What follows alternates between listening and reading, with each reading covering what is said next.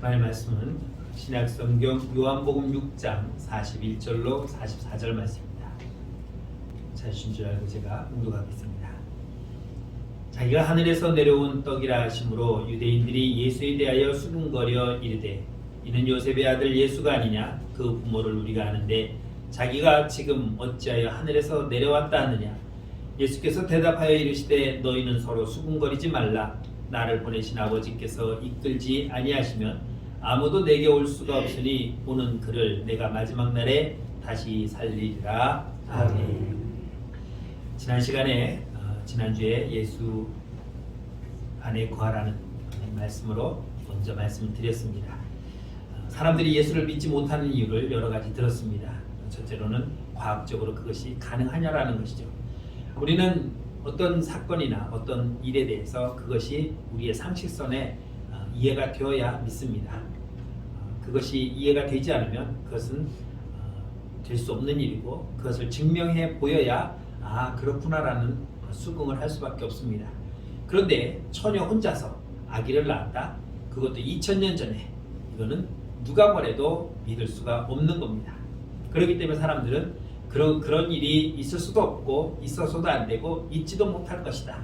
그러니 너희가 말하는 그 예수의 동정녀 탄생은 세상 말로 말하면 완전한 뻥이다 하고 이렇게 생각하기 때문에 예수를 믿지 못하는 것입니다. 그러나 과학이 발전하면서 이제는 처녀가 아이를 낳을 수 있는 세상이 되었습니다. 왜냐하면 체외 수정을 하거든요. 남녀가 같이 잠을 자지 않아도 아기를 가질 수가 있습니다. 이게 이제는 조금 더 개방적으로 되었죠. 그리고 또 과학자들이 연구합니다. 난자만 가지고도 여자의 그 난자만 가지고도 아이를 낳을 수 있도록 지금 연구를 하고 또 연구를 하고 있습니다. 언제가 될지 모르겠지만 아직까지는 되지 못하고 있지만 지금까지 되어진 일만 봐도 사람들은 뭔가를 자꾸 만들어내고 증명해 보이려고 합니다. 그러니 우리가 하는 이 과학의 힘이 하나님의 능력과 비교한다면 아무것도 아니죠. 그러니까 사람들도 하는 것을 하나님이야 못할 수 있겠느냐라는 그런 믿음이 전제가 된다면 하나님은 능치 못함이 없는 것입니다. 사람들이 예수를 믿지 못하는 것 또 한 가지는 설화라고 생각합니다. 우리나라의 대표적인 설화 당군설화를 알고 있습니다. 곰과 호랑이가 불에 들어가서 마늘과 쑥만 먹다가 호랑이는 그걸 못 먹고 뛰쳐나갔습니다. 고기가 그리웠나 보죠. 그런데 곰은 미련하게 그것을 다 먹고 여자가 되어서 환웅과 함께 결혼하여 아기를 낳았습니다. 그 아들의 이름을 당군이라고 우리는 알고 있습니다. 합격거서는 아래서 태어났다고 합니다. 이렇게 사람들은 뭔가 특별한 사람, 우리가 뭔가 좀 그 사람은 우리와 좀 다른 게 있어야 돼 라고 하는 부분이 필요하다면 그렇게 설화를 만들어서 이야기를 꾸며냅니다. 그러나 어디까지나 그것은 설이지 진짜는 아닙니다. 그것을 믿을 수도 없고 믿지도 못합니다. 믿지도 않습니다. 그냥 전해져 내려오는 옛날 이야기 정도로 생각하고 있는 것이 그것입니다. 그것을 과학적으로 증명하려고 하지도 않습니다. 그러니 예수도 그런 설화 속에 나오는 전설에 불과한 것이다라고 이렇게 치부하기 때문에 예수를 믿지 못한다고 말씀드렸습니다. 또한 예수에 대해서 그가 태어나려면 완전한 인간이 될 수 있겠느냐라는 것이죠. 그렇게 태어난 인간, 그것은 불완전한 인간일 것이다 라고 생각하고 믿지 못한다고 말씀드렸습니다. 그리고 성경에 증거하는 것이 빈약하다는 거죠. 예수님에 대해서 그것이 증명되려면 좀 더 많은 부분을 할애해서 우리에게 기록을 남겼어야 되는데 딸랑 2장 그것도 한 부분씩 남겼기 때문에 이것은 도저히 뒷받침하려는 근거가 부족하다라고 그렇게 사람들은 생각해서 이렇게 여러 가지 증거를 대지 못하면 우리는 그 예수를 믿을 수가 없어라고 주장을 하고 있다는 겁니다.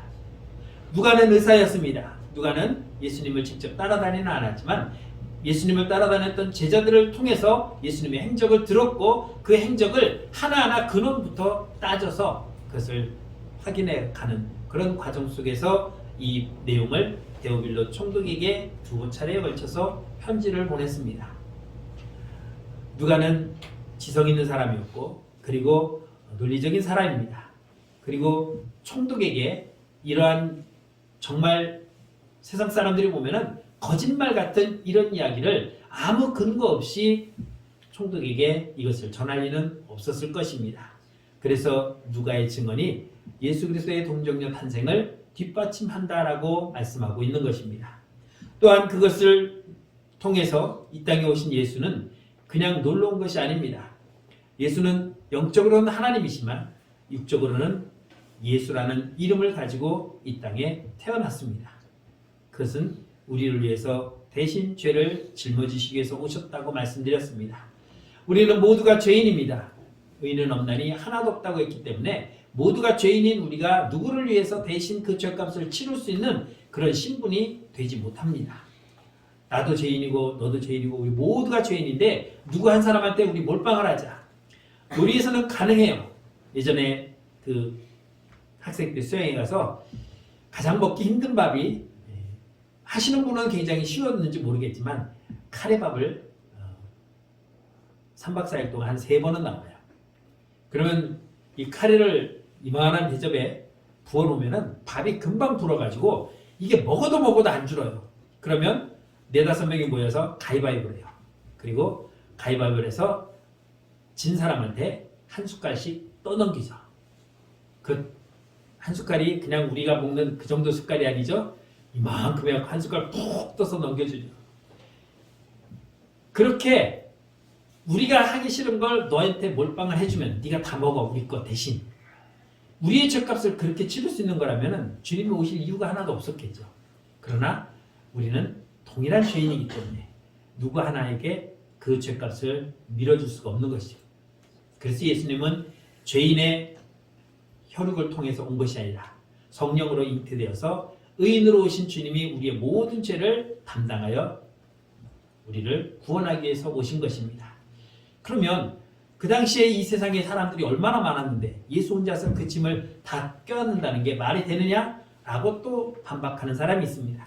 그래서 대표자로 아담을 죄인의 대표로 뽑는다면 의인의 대표로 주님을 뽑아서 그 죄값을 퉁친다. 네가 나를 믿으면 내가 너를 대신해서 죄값을 치렀다. 라고 주님이 그렇게 말씀하시므로 말미암아 우리는 주님 한 분으로 우리의 모든 죄값을 사함받는 것에 충분했다라고 말할 수 있는 것입니다. 예수님 스스로가 당신이 하나님의 아들이라는 것을 증언했습니다. 누가와 요셉과 마리아에서 육신의 아버지라고 어머니라고 말하지만 주님은 한 번도 그분을 나의 아버지라고 부르지 않았습니다.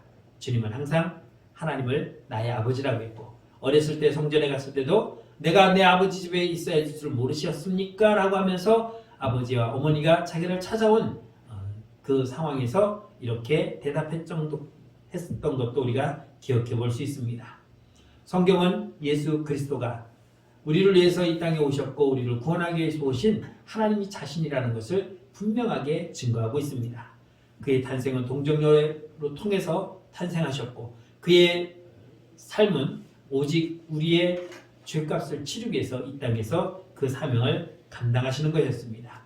만일 주님이 성령으로 잉태되지 아니하고 요셉과 동침하지도 않았는데 마리아가 아이를 낳았다면 그것은 분명히 불륜의 산물이라고 말할 수 없을 것입니다. 그렇다면 마리아는 누군가의 아버지가 있고 또 그 아버지와 아무도 모르는 불륜을 저지름으로 인해서 그 아기를 낳았다는 것을 스스로 입증을 했다면 예수는 십자가에 못 박혀 죽지 않았을 것입니다.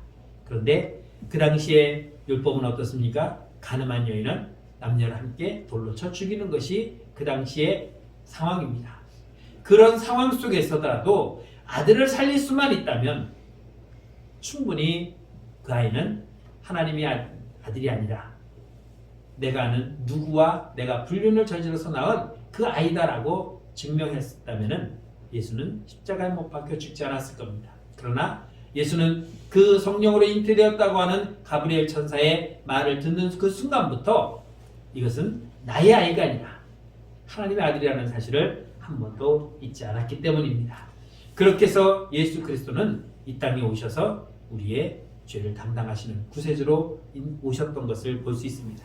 그런데 세상 사람들은 도무지 도저히 믿을 수가 없다고 말합니다. 과학적으로도 안 되고 상식적으로도 안 되고, 그러니까 우리는 그러한 것을 믿기 어렵다라고 말하지만, 지난주에 말씀드렸던 것처럼 구봉서 장로님이 지 서방이 아니 되는데, 맞대는데, 지 서방이 괜찮다는데 왜 니네가 못 믿느냐 라고 이렇게 우스갯소리로 제가 말씀드린 것도 기억하실 것입니다. 마리아가 그 천사를 맞이하면서 아니 많고 많은 사람 중에 왜 하필이면 납니까? 라고 항변할 수도 있을 것입니다.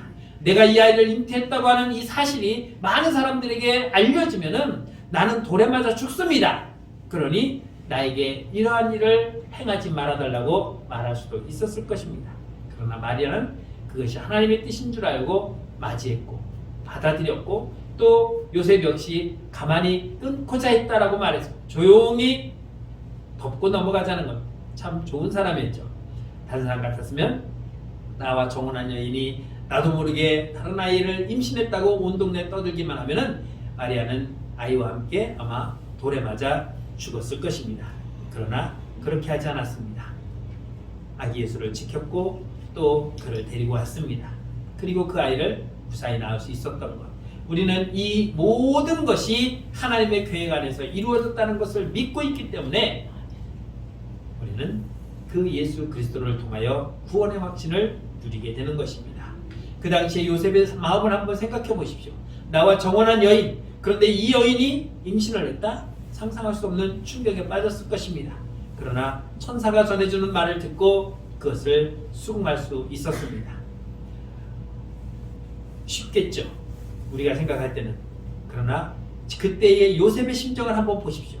그 요셉은 어떤 마음으로 이 마리아 뱃속에 있는 아이와 함께 맞이할 수 있었을까? 천사가 전해준 그 꿈속의 이야기 속을 믿고 이건 개꿈이야, 이건 아닐 거야 라고 부정할 수도 있었을 텐데, CCM 가수가 이 당시에 요셉을 생각하면서 이런 찬양을 만들었습니다. 한번 들어보시죠. 갈릴리에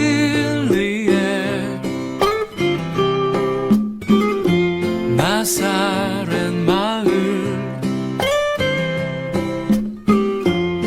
요셉이란 성실한 목수 굵고 깊은 손마디처럼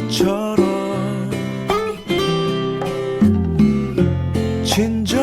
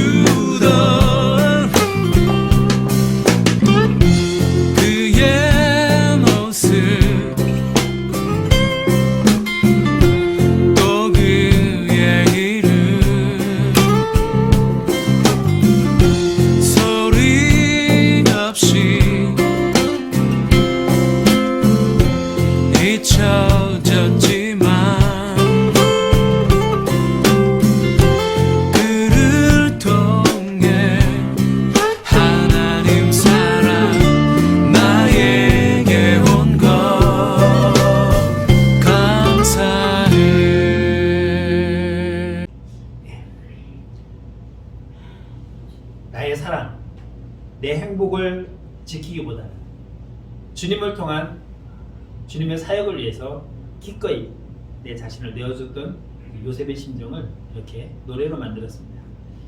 그 당시 요셉으로서는 큰 결심이 아니면은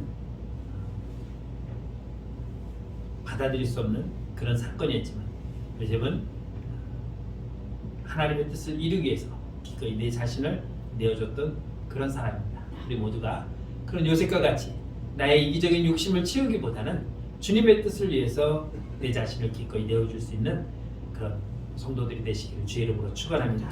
오늘 본문 45절에 보면 이렇게 말씀합니다. 그들이 다 하나님의 가르치심을 받으리라. 기록되었은즉 아버지께 듣고 배운 사람마다 내게 오느니라 하고 말씀하고 있습니다. 주님께 오는 사람은 다른 사람 아닙니다. 아버지께로 듣고 배운 사람이 주님에게 온다고 말씀하고 있습니다. 우리가 무엇을 알기 위해서는 배워야 됩니다. 들어야 됩니다. 듣지도 못하고 알지도 못하는데 무엇을 따라한다든지 무엇을 할 수 없습니다. 하나님은 우리에게 예수 그리스도를 들려주신 것을 믿으시기 바랍니다. 내게 그 말씀을 가르쳐 주셨고 그 말씀을 들려주셨고 그것으로 하여금 내가 깨닫고 믿게 함으로 말미암아 저와 여러분들은 예수 그리스도를 영접하였고 구원에 동참하게 된 것을 기억하시기 바랍니다. 이것이 은혜요, 이것이 축복인 줄 믿습니다. 어떤 사람이 예수께로 가게 되는 줄 아십니까? 바로 하나님의 말씀을 듣는 자, 말씀을 배우는 자가 가는 것입니다. 여러분들은 그냥 온 것 아닙니다. 나는 아무것도 몰라요. 모르면은 배우면 됩니다. 모르면은 들으면 됩니다. 전도하다 보면 꼭 그런 분이 있어요. 특히 연세 드신 분이 나는 아무것도 몰라요. 글도 모르고 또 뭐 성경도 모르고 모르니까 오면 됩니다. 모르니까 오는 거죠. 알면 왜 옵니까? 요즘은 뭐 그런 일이 별로 없지만 제 초등학교, 중고등학교 다닐 때는 일주일에 한 번씩, 그것도 잘해야 일주일에 한 번이죠. 어떤 때 2주에 한 번 가는 경우도 있습니다. 어디 갔습니까? 목욕탕 갔어요. 친구들과 같이 목욕탕 가는데 꼭 그런 사람 한 명씩 있어요. 아, 난 때가 많아서 못 가. 아, 목욕탕에 때 뺏기러 가는데 때가 많아서 못 간다?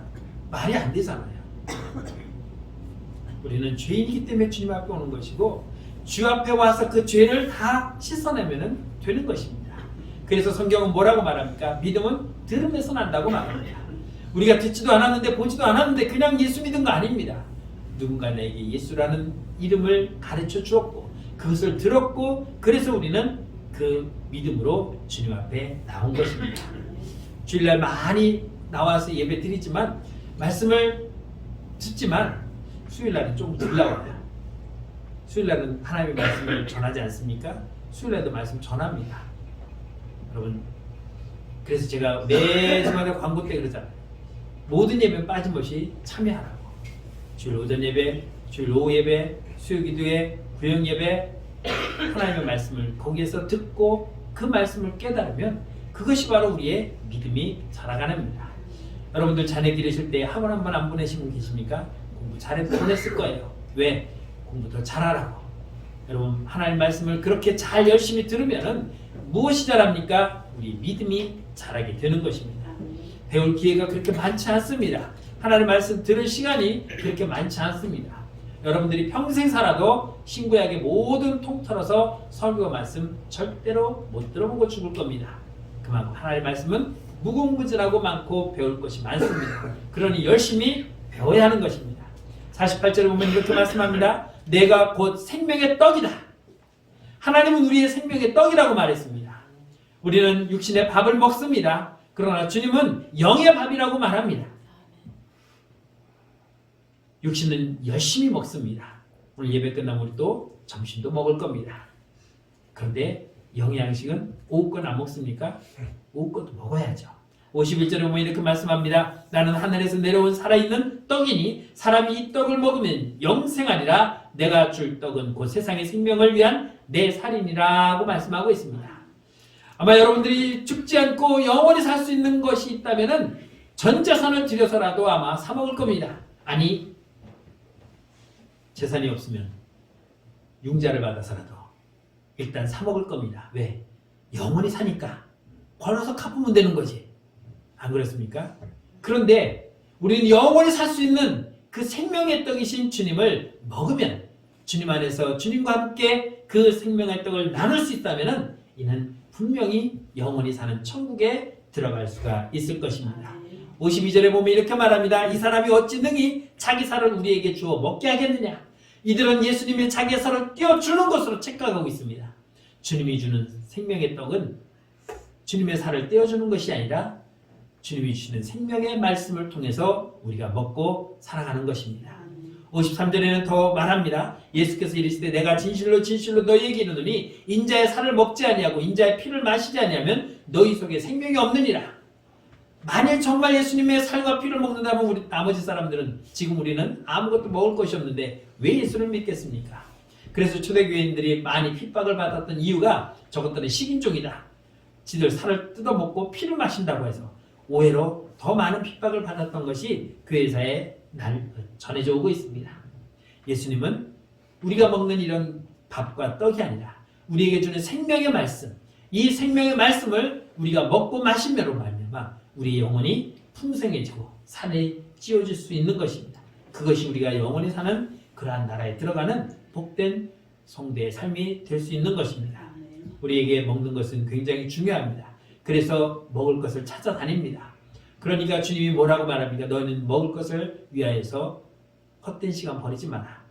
무엇을 먹을까? 무엇을 마실까? 무엇을 입을까? 이것은 이방인들이나 하는 것이다. 하나님을 모르는 사람들이나 그냥 땅에 있는 먹을 것, 입을 것, 마실 것을 찾아다니지 우리에게는 영원한 생명이 있기 때문에 그 영적인 생명을 우리가 누리기 때문에 우리는 그런 거 걱정 안 해도 된다고 이렇게 말씀하고 있는 것입니다. 사랑하는 성도 여러분, 육신의 떡에만 신경 쓰지 마시고 하나님이 주시는 영원한 생명의 떡을 우리는 먹어야 할 것입니다. 육신의 밥을 먹지 말라는 것 아닙니다. 그래서 너희는 떡으로만 살 것이 아니요 하나님 입에서 나오는 모든 말씀으로 살 것이다. 떡으로 먹는 삶은 제한되어 있습니다. 길어야 성경대로 하면 너희가 70이요 강건하면 80이라고 했습니다. 물론 의학적으로 더 생명을 늘릴 수는 있습니다. 그러나 그것도 제한적입니다. 제가 말하죠. 넉넉하게 잡아서 한 150살. 그 안에 우리는 다 죽습니다. 앞으로 50년만 지나면 저와 여러분들은 이 땅에서 아무도 만날 수 없을 것입니다. 그게 우리가 먹는 생명의 떡이 주는 제한된 삶입니다. 그러나 하나님이 주시는 말씀의 떡은 우리가 영원히 죽지 아니하고 하나님의 나라에서 영원히 살 수 있는 그 나라를 우리가 누리게 되는 것입니다. 이것은 누가 대신해 먹을 수 없습니다. 여러분 오늘 아침 먹기 싫다고 내 밥 당신이 다 먹어줘 라고 해서 넘긴 적 있습니까? 우리가 대신 먹어줄 수는 없습니다. 내가 배가 아픈데 당신이 배가 대신 아파줘 라고 떠넘길 수 없습니다. 모든 것은 1대1입니다. 나도 1대1이고 내 아내도 1대1이고 내 자녀도 1대1입니다. 각자가 먹는 생명의 떡에 의해서 각자가 누리는 기쁨은 달라질 수 있습니다. 가족이라도 그 생명의 떡을 먹지 아니하면 그는 영원히 살 수가 없습니다. 아무리 사랑하는 내 아내라도 내 자식이라도 내가 먹고 내 자식이 안 먹는다면 그 자식은 영원한 생명을 누릴 수가 없는 것입니다. 그래서 구원은 절대적으로 각자가 주님을 영접함으로 하나님 나라에 들어갈 수 있다는 것을 우리는 결코 잊을 수가 없는 것입니다. 이스라엘 사람들에게 이 생명의 떡, 이것을 잘못 이해했기 때문에 그들은 예수를 십자가에 못 박아 죽이라고 외쳤지만 우리는 그 주님으로 말미암아 영원한 생명을 누렸기 때문에 우리는 그 주님을 내 안에 모실 수가 있었고 그로 말미암아 우리는 영원한 생명을 얻음으로 말미암아 하나님 나라를 소유하게 된 것을 믿으시기 바랍니다. 하나님께서 우리에게 생각나게 하시는 것, 뱃속에 태어난 엄마와 연결되어서 엄마의 피와 살을 먹고 자라지만 결국 이 땅에 태어나면 그도 각자 스스로가 하나님의 말씀을 먹어야 하는 것입니다. 우리가 농사를 짓다 보면 적부치는 경우를 볼 수 있습니다. 예수님은 그래서 요한복음 10장에서 나는 포도나무요 너희는 가지니 라고 말씀하셨습니다. 그 가지가 나무에 붙어있지 아니하면 포도나무의 열매를 내줄 수가 없습니다. 우리는 주님에게 접붙임 받은 자들입니다. 그러기에 우리는 주 안에서 주님이 주시는 양분을 생명의 떡으로 풍성한 열매를 맺어갈 수 있어야 하는 것입니다.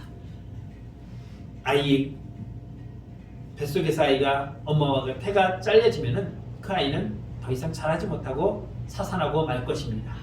우리는 주님께 붙어 있는 자입니다. 영상을 하나 보시겠습니다.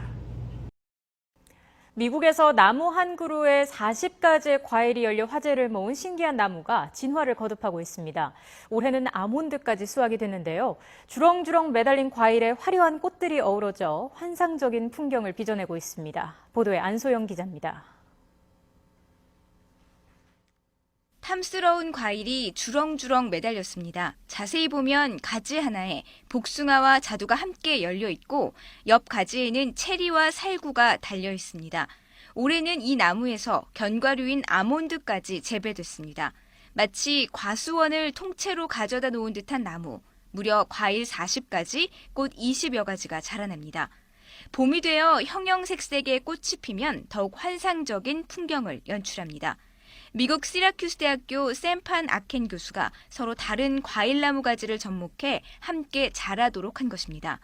뿌리가 약한 식물을 강한 식물에 접목하면 더 잘 자라는 원리를 활용했습니다. I take a sliver off of one of the trees that includes the bud. I insert it into a like-size incision in the working tree, tape it, let it sit and heal in all winter. 5년 전 뉴욕주에 있는 과수원에서 방치된 채 죽어가는 씨앗과 나무들을 목격한 아켄 교수. 시들어가는 생명을 살리고자 과수원을 사들인 뒤 실험을 거듭한 끝에 혼성 과일나무 재배에 성공해 지금까지 16그루를 만들어냈습니다. YTN 안소영입니다. 이게 그 나무입니다. 나무 한 그루에 여러 개를 접붙였더니 사과나무 접붙이고 배나무 접붙이고 감나무 접붙이고 이렇게 쭉 붙였더니 꽃이 이렇게 각 과일마다 다른 꽃들이 피어서 아주 예쁘게 피었습니다. 그리고 그 한 나무에 종류가 다른 40가지의 과일들이 주렁주렁 달렸어요. 이런 나무 보신 적 있습니까? 저도 못 봤어요. 그런데 이 뉴스를 보고 사진을 찾아보니까 이렇게 나왔더라고요. 우리가 생각할 수 없는 엄청난 이런 놀라운 과일들이 이렇게 한 나무에 붙었습니다. 우리는 주님이라고 하는 거대한 생명의 나무에 접붙임 받은 그런 가지들입니다. 저도 접붙여 있고 여러분들도 다 접붙여서 각자의 꽃을 피우고 각자의 열매를 맺습니다. 그러나 나무는 어떻습니까? 한 나무입니다. 예수 그리스도라고 하는 한 나무에 우리는 각자 다 접붙여 있어서 그 예수 그리스도로부터 올라오는 생명의 양식을 먹고 이런 열매를 매적하고 있는 것입니다. 그러니 접붙여 있지 않으면 열매를 맺을 수가 없는 것이죠. 그 나무에서 떨어져 나가는 건 어떤 것이겠습니까? 열매를 맺지 못하는 것들입니다. 그래서 나는 나무여 너희는 가지니 그 가지가 열매를 맺지 아니하면 잘려서 그냥 불 속에 던져질 뿐이라고 분명하게 말씀하고 있습니다. 우리는 주님으로부터 영적인 살과 떡을 피우를 먹어야 우리는 이러한 영적인 열매를 맺어갈 수 있는 것입니다. 그 모든 것을 주님으로부터 공급받습니다. 주님이 우리에게 주셔야 우리는 먹을 수 있는 것입니다. 우리가 먹기 위해서는 주님께 찰석같이 접붙여 있어야 되는 것입니다. 그래야 열매를 맺을 수 있고 그래야 하나님이 기뻐하시는 하나님 나라에 들어갈 수가 있는 것입니다. 골로새서 1장 23절에 보면 이렇게 말씀합니다. 만일 너희가 믿음에 거하고 터 위에 굳게 서서 너희 들은 바 복음의 소망에서 흔들리지 아니하면 그리 아니라 이 복음은 천하 만민에게 전파된 바요 나 바울은 이 복음의 일꾼이 되었다라고 말하고 있습니다. 믿음 안에 거해야 됩니다. 주님이라는 분에 붙어 있어야 됩니다. 그래야 우리는 소망이 있는 것입니다. 헬라 원문에 보면은 너희가 만약 그 믿음 안에 머물기를 지속하면이라고 말합니다. 주님에게 붙어 있어서 그 붙어 있는 상태가 지속되면은 떨어져 나가면 안 됩니다. 제가 본 적은 없지만 이 접붙인 부분이 떨어져 나갔는지는 제가 확인은 못 해봤습니다. 제가 농사를 져보질 않았기 때문에. 그러나 우리가 나무에 있는 가지들을 가지치기 하잖아요. 딱딱 잘라낸. 그러면서 잘라져서 떨어진 가지에서는 절대로 꽃이 피지 아니하고 열매를 맺지 못합니다. 왜냐하면 양분을 공급받지 못하기 때문입니다. 우리가 주 안에 거해야, 주님과 함께 해야 그로부터 지속적인 생명의 떡을 먹고 우리의 믿음은 날마다 자라갈 수 있는 것이고, 주님이 원하시는 성령의 9가지 열매를 풍성하게 맺음으로 말미암아 하나님을 기쁘게 하는 성도가 될 수 있는 것입니다. 사랑하는 성도 여러분, 우리는 주 밖에서 거하는 것이 아니라 주 안에 있어야 됩니다. 주님께 접붙여 있어야 됩니다. 거기에서 떨어져 나가는 순간 그에게는 생명이 없고 사망만이 존재하는 것입니다. 이것이 주님이 우리에게 말씀하시는 겁니다. 내 안에 거하라. 내 안에 거하면 너희는 살 수 있다라고 분명히 말씀하고 있습니다. 그러기 위해서 주님이 오셨습니다. 그리고 우리는 그 주님께 접붙인 자 되었습니다. 저와 여러분들이 결코 주님으로부터 떨어져 나가는 것이 아니라 더 단단히 붙어 있어서 더 풍성한 열매를 맺어가는 저와 여러분들의 삶이 되기를 주의 이름으로 축원합니다. 찬양하겠습니다.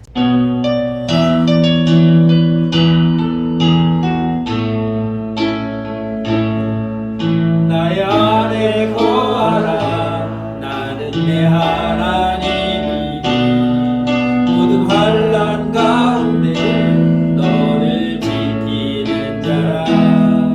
두려워하지 말라. 내가 널 도와주리니 놀라지 말라.